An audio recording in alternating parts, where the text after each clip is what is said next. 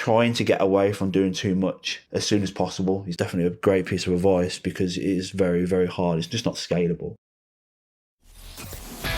It's the eCommerce Master Plan podcast, here to help you solve your marketing problems and grow your e-commerce business. Cutting through the hype to bring you inspiration and advice from the e-commerce sector and beyond. Here's your host, Chloe Thomas. Hello and welcome. It's great to have you here. Thank you for hitting play and choosing to listen to one of our inspiring guests. Me and the team get a whole heap of joy when we see you guys raving about us on social, or lists, or blogs, or wherever you'd like to say nice things about this show. So I like to reward people who say nice things every now and again by giving you a shout out on the show. This time it's a super special one. Adam Clements. Hello, Adam.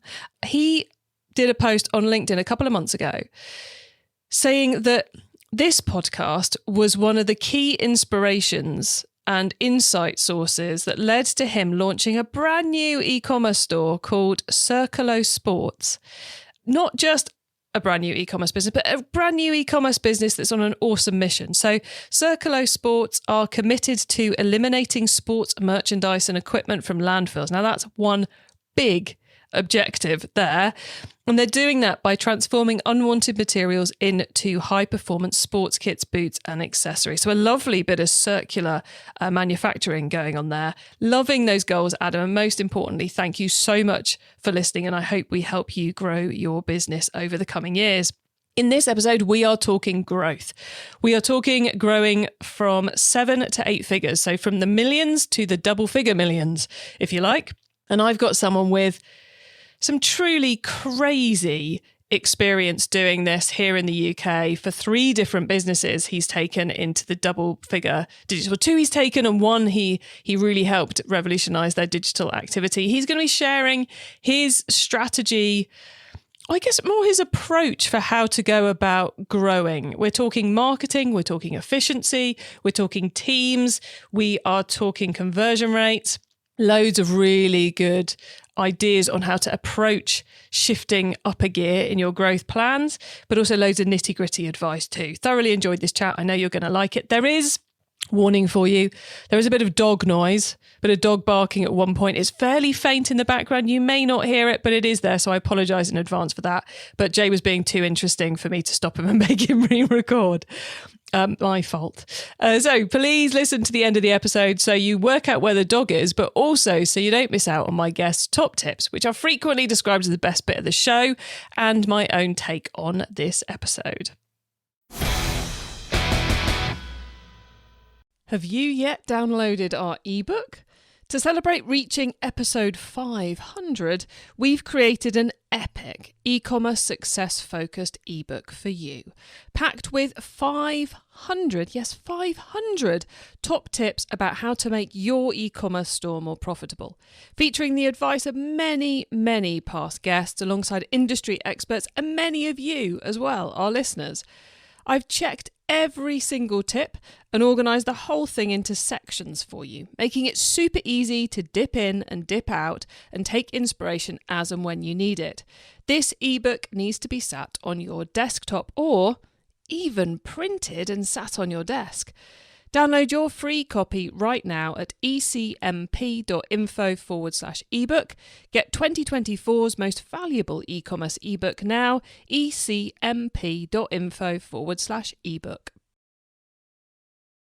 And now to introduce our special guest. Jay O'Neill is an in-house specialist at growing retailers through digital marketing, CRO and tech stack optimization. He scaled Soak.com from 2 to 80 million, drove digital growth at Holland Barrett, and took Bathroom Mountain from 0 to 40 million in 18 months. Who better to chat to about how to grow your sales from 7 to 8 figures? Hello, Jay. Hi, Chloe. Thanks for having me on. Awesome to have you here. You have such crazy experience in probably one of the hardest growth jumps in the e-commerce space. So I'm loving that we're going to be diving into all of that imminently. First, though, how did you end up in e-commerce? Where did your e-commerce journey start? Oh, it's a long story, to be honest. About 15 years ago, I think it was, when I first started out in e-commerce.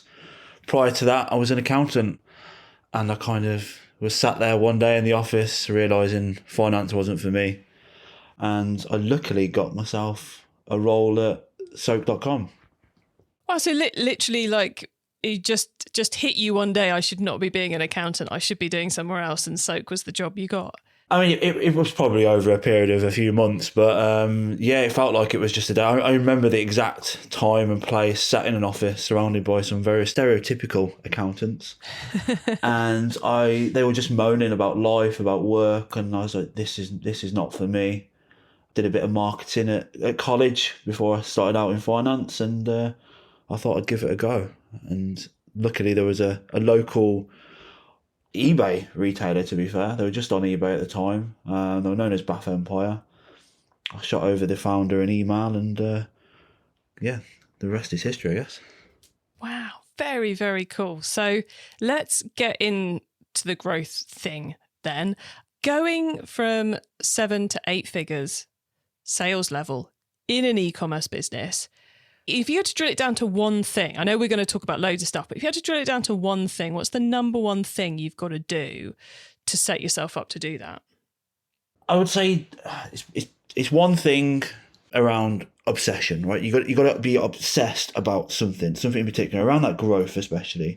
But that obsession needs to be around what you're trying to achieve. So having that strategy, right? I want to grow to X, and then fully understanding and being obsessed with how you're going to get there.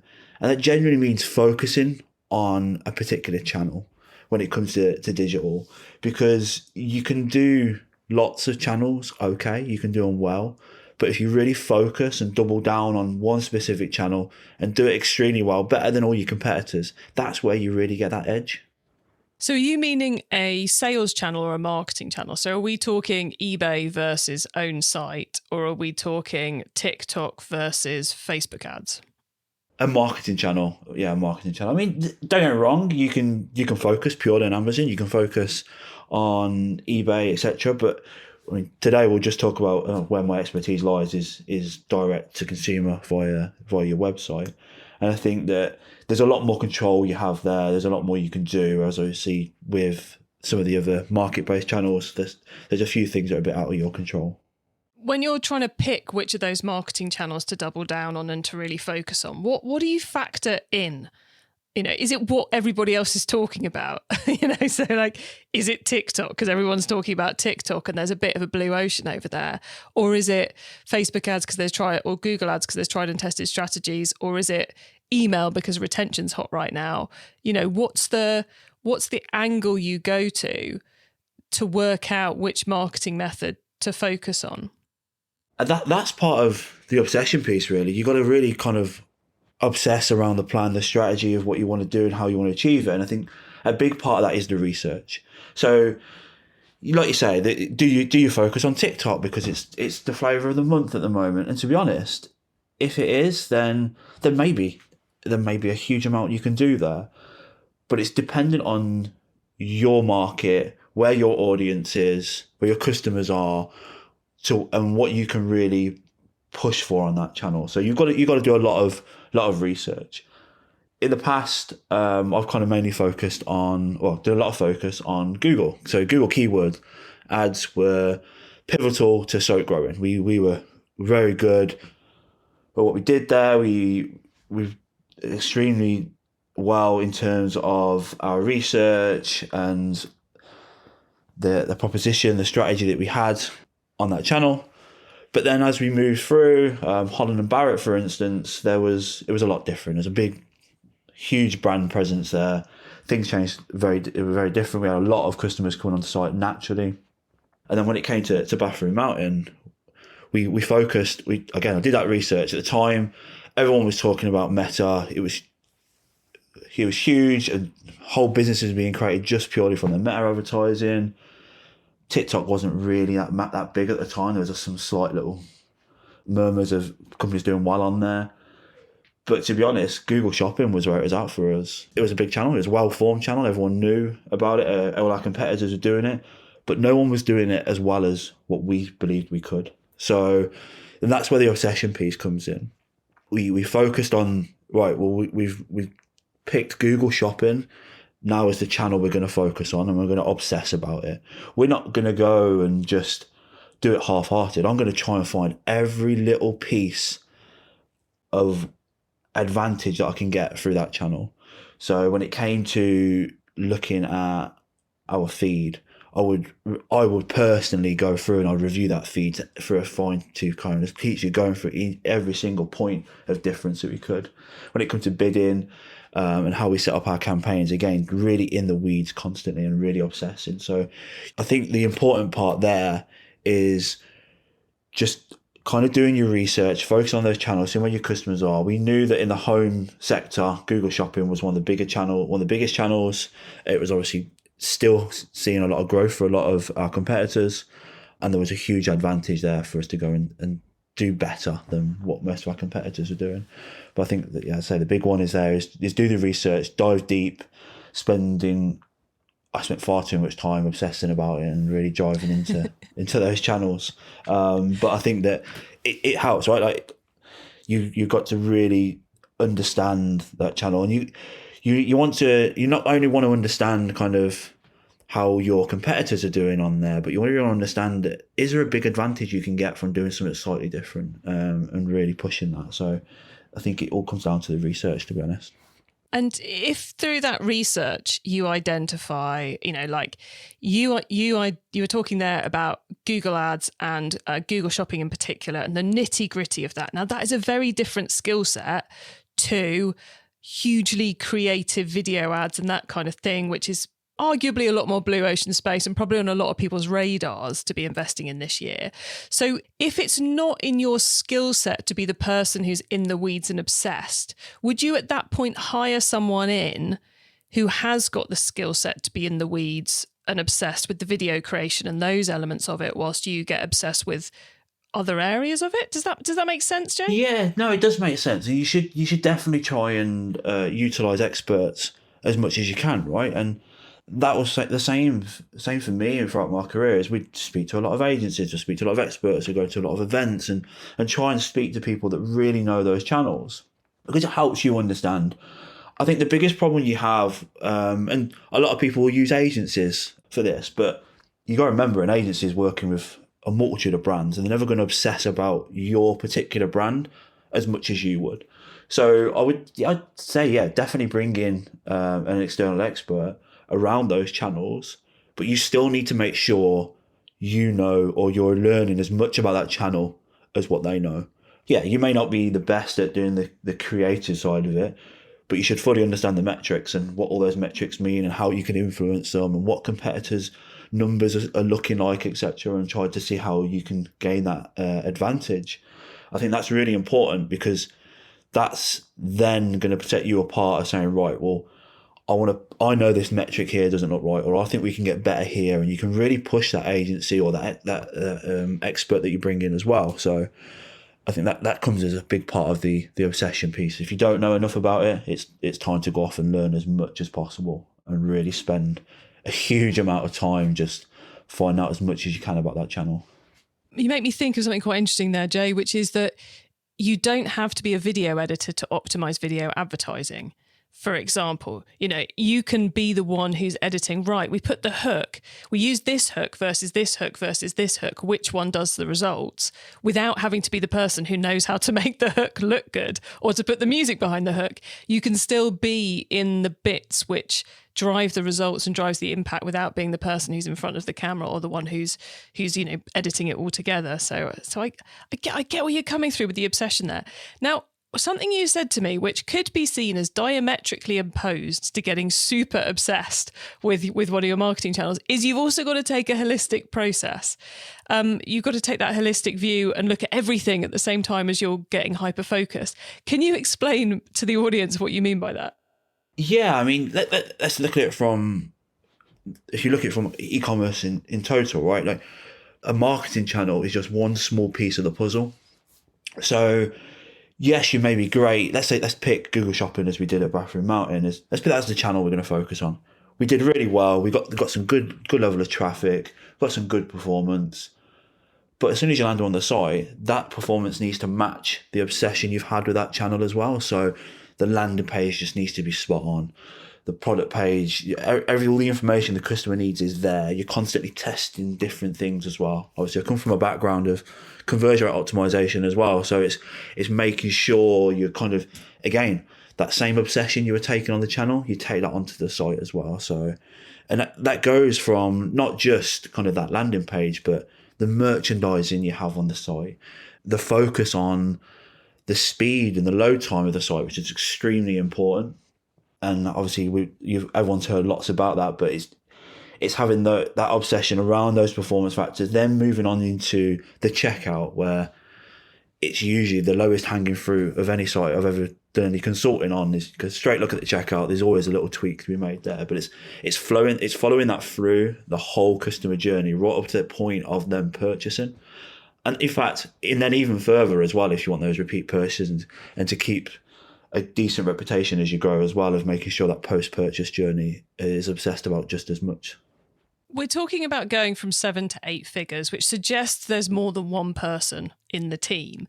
So do you kind of like divvy up micro obsessions amongst the team and then all have one big goal? Or would you get everybody obsessed in the exact same piece? How do you kind of extrapolate that obsession across the team? Because you can't do it purely on your own in this scenario.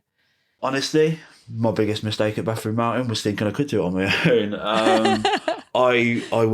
So I live in Leicestershire. I would drive up to Stoke-on-Trent, take me about an hour and a half to get there.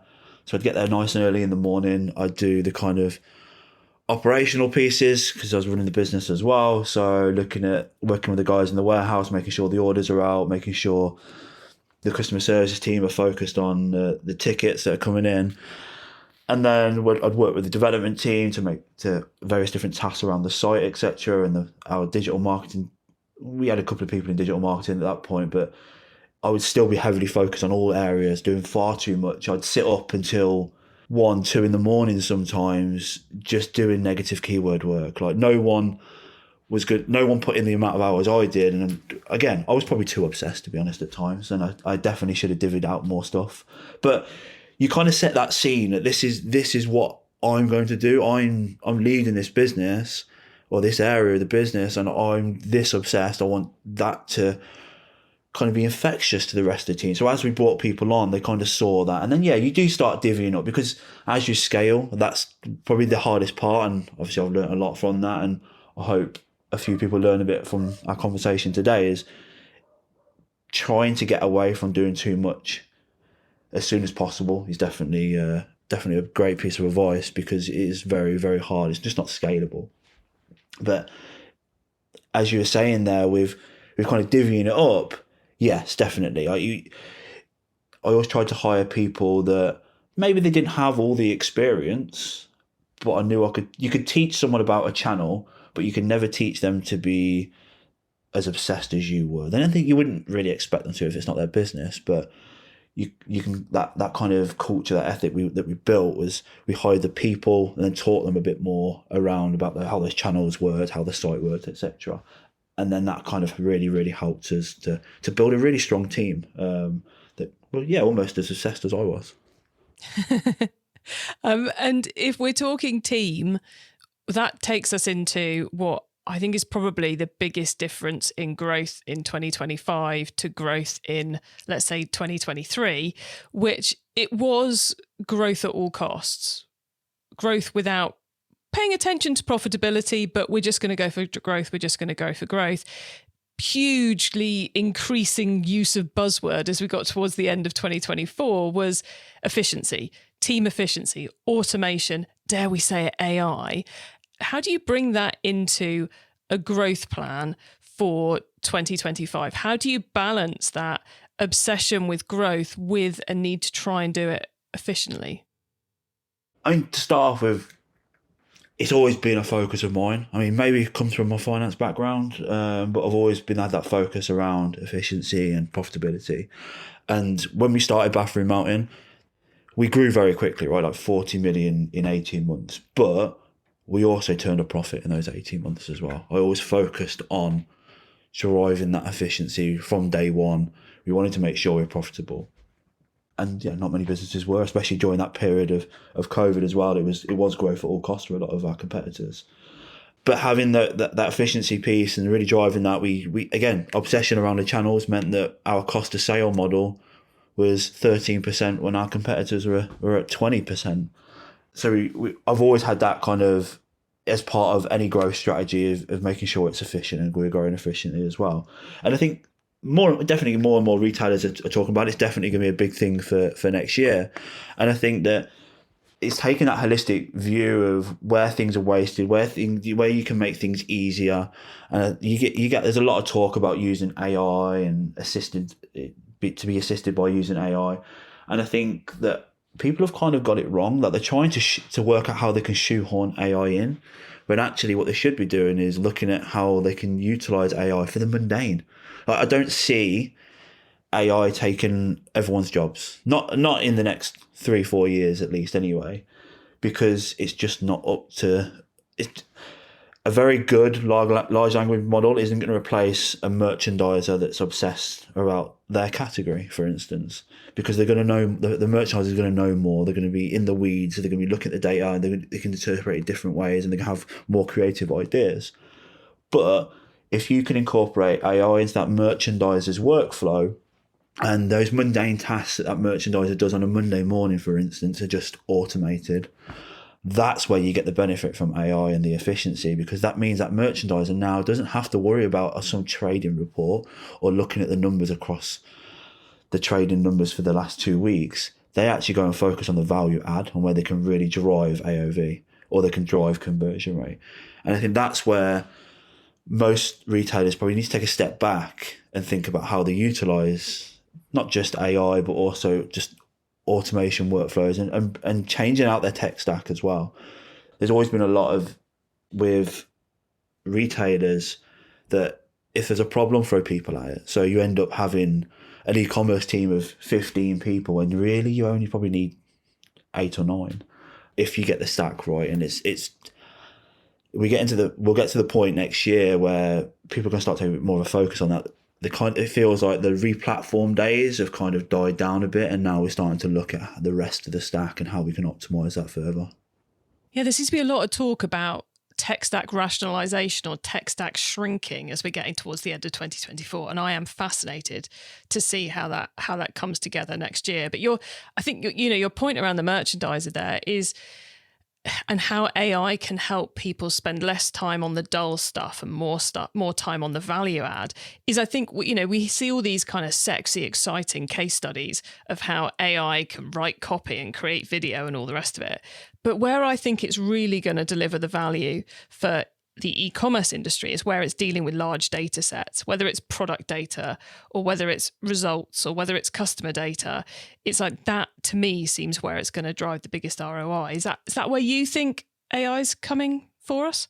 Definitely. I mean, you think about it. I mean, let's take what I was doing in the early days of Bathroom Mountain, when I was sitting up till 2-3 in the morning, working on negative keywords, going through thousands and thousands of keywords. If I can train a model on how I'm thinking around these keywords, and it does that for me, that then I can quickly review them. I won't let it do it all, but I could quickly review them. That would save me hours upon end. It also, the same with a merchandiser, around how they can pull together some larger data sets around their products and enrich those products and bring in. I think the biggest thing that a merchandiser will probably like to do more is to do a lot more research around what's driving traffic, what's driving searches, etc., and then enrich products around those and create more demand level attributes. But again, you don't have time. Like most e-commerce teams are stacked out, and they're working on loads of different things. So those large data sets, automating a lot of that process and bringing that in, where then a merchandiser or anyone within e-commerce can literally go through a very brief report, quickly check stuff off, and just to make that workflow much quicker and easier. You're then going to get them focused on those value add, but also you're going to get a much happier e-com team. I think that's the important one. Happy teams generate a lot more growth than the ones that are just being kind of forced to work through a terrible tech stack or long, elongated workflows, for sure. E-commerce Master Plan is supported by some of the greatest companies in the e-commerce sector. Here's a reminder of who they are. Have you yet downloaded our ebook? To celebrate reaching episode 500, we've created an epic e-commerce success-focused ebook for you, packed with 500 top tips about how to make your e-commerce store more profitable, featuring the advice of many past guests alongside industry experts and many of you as well, our listeners. I've checked every single tip and organised the whole thing into sections for you, making it super easy to dip in and dip out and take inspiration as and when you need it. This ebook needs to be sat on your desktop or even printed and sat on your desk. Download your free copy right now at ecmp.info/ebook. Get 2024's most valuable e-commerce ebook now, ecmp.info/ebook. It's time for the top tips round. Okay, I love this section because it gives me and our listeners some really quick ideas for taking our businesses to the next level. Jay, are you ready for the top tips? Let's go for it. Okay, the book top tip. If everyone listening to this podcast agreed to take Friday off and read a book to make their business better, which book would you recommend? I would recommend Design Sprints by Jake Knapp. I'm a massive fan of iterating quickly and the design sprint process that he developed at Google Ventures. And I think it would be incredible if a lot more retailers utilised that level of innovation. Oh, nice. Not one I've heard of, so I will have to go and have a look at that myself. Thank you for that, Jay. Traffic top tip next then. Which marketing method do you either prize above all others or think doesn't get the press it deserves? I think word of mouth. I think it's not utilised as much. Those referrals. I mean, how many times do we all recommend someone that we've had a decent experience with? There's just not enough done around it, and there's not enough to incentivise that word of mouth either in retail. Very true. But how do you get obsessed with word of mouth? I mean, like the numbers aren't there, are they? It's a very difficult one, I think. There's a lot to be said around speaking to your customers. I would spend every job I've ever had, sit there on the phones in our showrooms and obsessing about the customer and their journey and talking to them.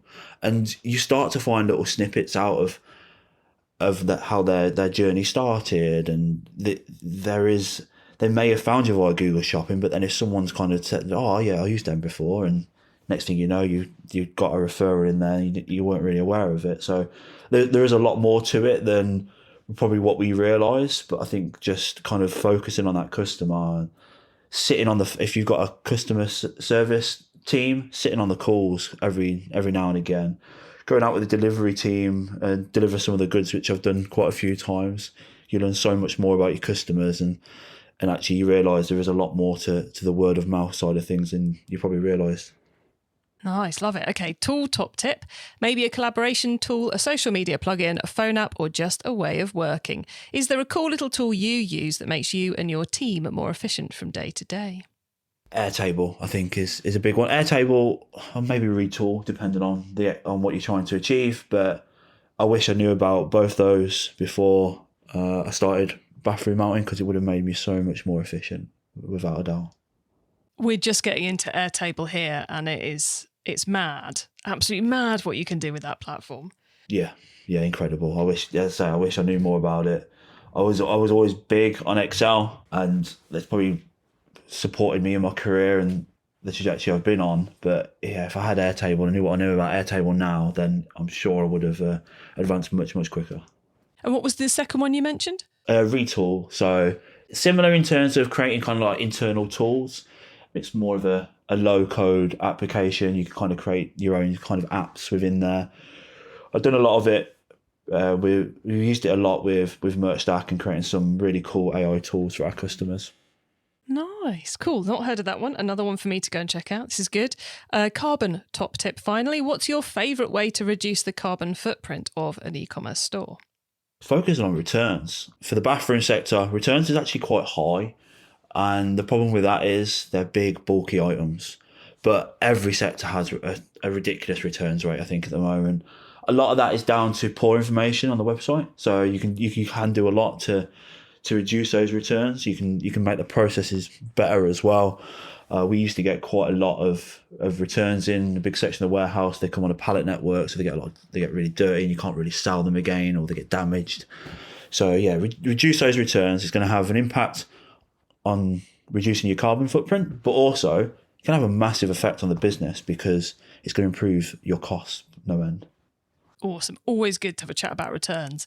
Jay, before we say goodbye, please let the listeners know where they can get in touch with you, because I believe you're currently looking for your next big growth obsession, aren't you? Yes, definitely. I mean, I'm quite active on LinkedIn. So yeah, reach out to me on LinkedIn.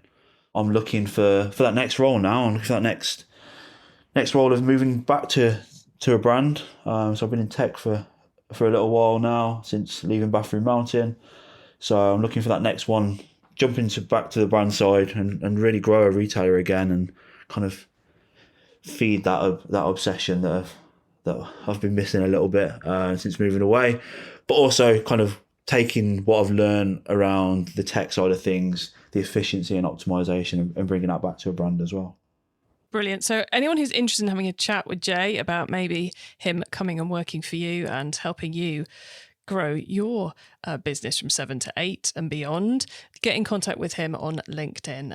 Jay, thank you so much for being on the e-commerce master plan podcast. It has been awesome learning your advice on growth. So thank you so much for being here. Thank you, Chloe. Thanks for having me on.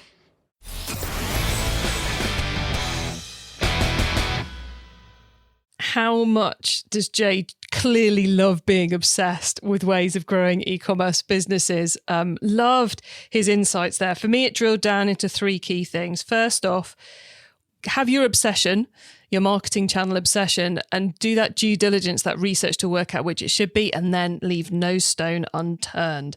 Go deep. He said that by doing that, he'd got a 13% cost of acquisition compared to his competitors' 20%. That 77% gap, 7 percentage points gap even, is a game changer, all by being focused on what you're trying to deliver. Then take a holistic approach to the whole of the customer journey. Make sure you're making that website fast. Make sure the journey's good for the customer. Make sure it's working how it should. Create the right landing pages. So you kind of go from this huge focus on one marketing channel to that whole end-to-end e-commerce piece as well. And then we get into the team stuff, which I think is both that piece about having happy teams is super important, about bringing the team along with your obsession, and about building efficiency into the team and finding ways to enable them to do their best work rather than just the grunt work. Really, really loved that chat with Jay there. You can get your hands on our notes from this episode, including his top tips and links to what we mentioned, by heading over to ecommercemasterplan.com. You can also use our direct episode short links. Just put ecmp.info/the number of this episode into the URL bar, and you'll go straight to the right episode page. When you get to the website, you can also add yourself to our email list so you don't miss out on any of the other things I share to help you improve your business. And if you like this episode, why not have a listen to our very recent episode? It's a couple before this one, which is our annual top tips for being successful in 2025 in this instance. Always, always, always has been ever since we first launched back in our first January was 2016. Ever since 2016, this has always been our most popular episode of the year. So you're going to love it. And we've got a group of e-commerce experts sharing their top tip for success in 2025, including Jay. So scroll back up your feed, have a look at that, or listen even to that for more advice. And if you want more stories of big brands growing, then head to ecmp.info/big on the website, where you will find all our big store episodes. Thank you so much for tuning into this and every episode of the e-commerce master plan podcast. We bring you a new interview every week because we want to inspire and help e-commerce business owners like you to succeed and thrive with your businesses, including becoming more sustainable. So if you know someone this show can help, please tell them to listen to the e-commerce master plan podcast.